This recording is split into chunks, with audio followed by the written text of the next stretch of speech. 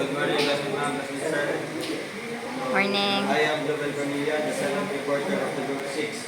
So I will continue the last article of the chapter 5. So, Article 2, 2030. Public officer revealing secrets of private individual. Any public officer to whom the secrets of any private individual shall become known by reason of his office who shall reveal such secrets. So, ang liable for this article are public officers. So, this article is dealing in revelation such secrets na gikan sa ilang organization to private individual by an officer. So, diba if naano mo sa inyong posisyon or naano mo sa inyong serbisyo as a public officer. So, naano knowledge or knowledgeable enough na mo or color na mo nga if naamoy mabalaan ng mga private information ikan sa inyong mga superior. So, bawal din mo squill or mo reveal og mga secret or mga confidential na mga information towards the mga private individual. So, punishment or penalty is shall suffer the penalties of arresto mayor and a fine not exceeding 1,000 pesos. So, arresto mayor, which is 1 month and 1 day to 6 months, and a fine not exceeding 1,000 pesos. So, the elements on Article 230 is that the offender is a public officer, so liable ang mga public officer that he knows of the secrets of a private individual by the reason of his office. So, nabalaan niya ng mga information, mga private secrets sa iya pong office. That he reveals such secrets without authority or justifiable reason. So, basta-basta na siya ni share or reveal na ng secrets without authority. Next, let's move on to the chapter 6. Other offenses or irregularities by public officers.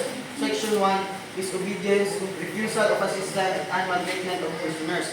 So the section 1 is this type of this section includes sa mga several articles that punishes public officers that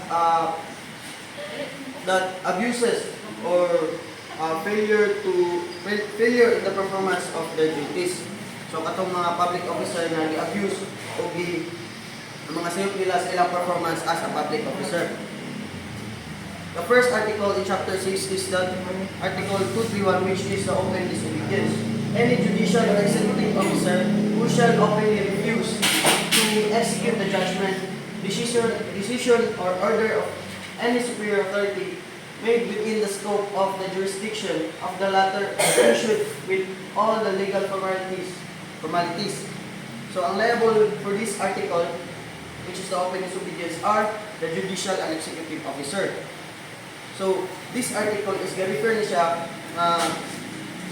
for those judicial and executive officer na ga-refuse o carry out sa mga lawful order or decision from sa ilang mga superior or with the higher authority who has authority over the matter. So katong ilang gi-refuse sa order sa ilang mga superior or wala nila gi-carry out ganit.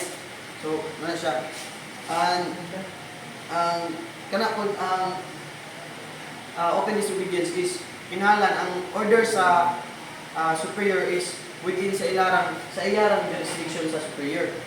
Sa mo refuse. So, ano niya, ang penalty is arresto mayor in its medium period, to prison correction in its minimum period, temporary special disqualification in its maximum period, and a fine not exceeding 1,000 pesos. So, arresto mayor in its medium period is 2 months and 1 day to 4 months, to prison correctional in its minimum period, which is 6 months and 1 day to 2 years and 4 years. So, disqualified in holding public offices also in its maximum period. So, disqualified siya on holding public offices within 4 years and 1 day to 6 years. And a fine not exceeding 1,000 pesos. So, ang elements aning Article 231 is that the offender is a judicial or executive officer, ano silang mga liable ani, that there is a judgment, decision, or order of a superior authority. Kinahanglan na order gikan sa imong mga higher authority or which is the superior.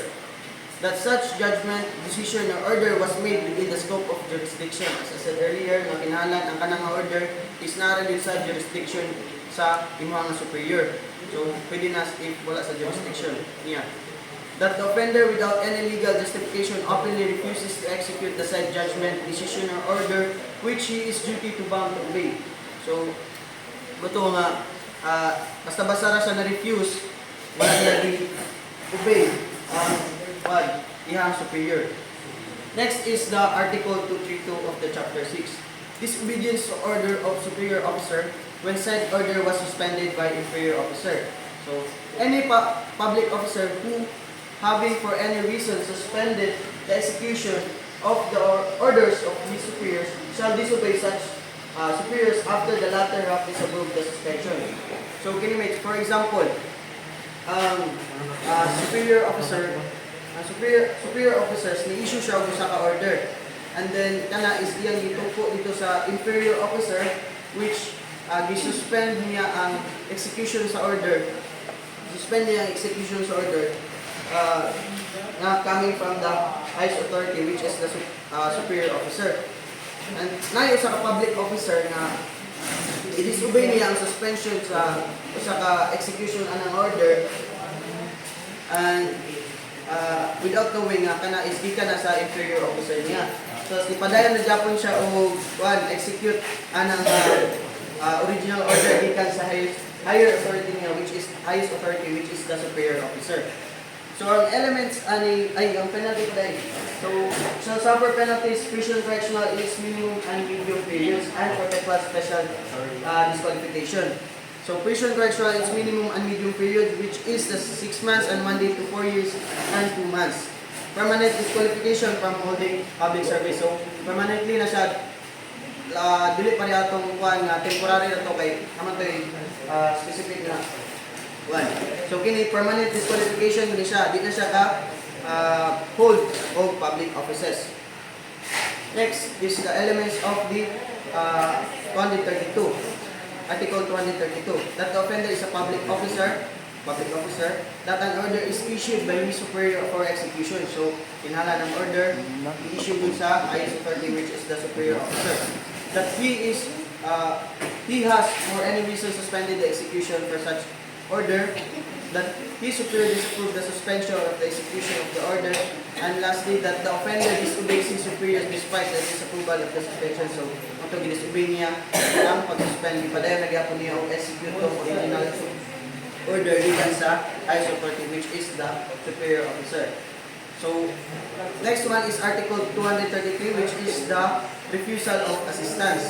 So, the penalties of arresto mayor in its medium period, prison correctional in its minimum period, perpetual special disqualification, and final demand from competent authority shall fail to lend his cooperation towards administration of justice or other public service. If such failure shall result in serious damage to the public interest or to a third party, otherwise arresto mayor in its medium and maximum periods, and a fine not exceeding 500 pesos shall be imposed. So, ang liable for this article are those which is the public officers. So, this refers to the public officers that refuse sila to help a person during a public disaster and a calamity, or even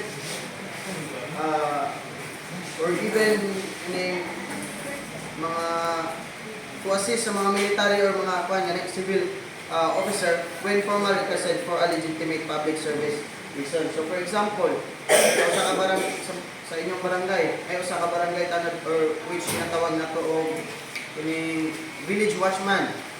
So kita siya gubot sa unahan. As instead nga mutabang siya, so i-walk away lang siya ni ingon dito siyang kaugalingon nga anong apil-apil mo diya. So may na siya. So ang penalty na niya is shall suffer a penalty of arresto mayor which is 1 month and 1 day to 6 months and a fine not exceeding 1K. Elements in Article 232 that the offender is a public officer that a competent authority demands from the offender that he lend his cooperation towards administration of justice or other public service, that the offender fails to do so maliciously. That's all. Thank you.